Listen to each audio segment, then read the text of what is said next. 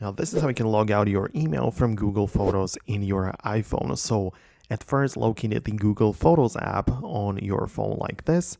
And then as you are inside, just tap on your profile picture somewhere in the top right corner, right? So you can see there are some different things which you can use and manage in here, right? But when you click on your account right there, what you can click on is to manage accounts and essentially change any kind of settings that you want in here, right? So that's how it works. And you can basically just click on manage accounts on this device right there. And all of them which are listed are gonna show up in here.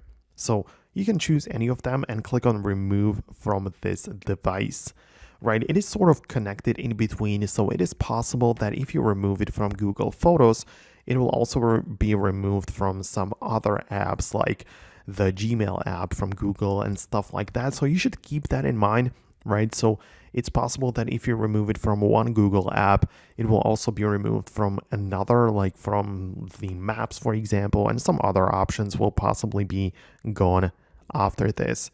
But that's basically how you can remove it. Outside of that, obviously you can just delete the app and reinstall it if you wanted to, and you'll start fresh.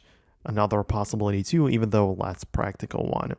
So that's kind of how it works. Obviously, you can also switch in between the accounts the same way, so it's all very simple and easy to operate. So thanks a lot for watching. I honestly hope that I can help you with this very quick guide. That's the point of this channel, just straight to the point and show you what's going on and what you need to know. So subscribe below, and I'll see you in the future tutorials.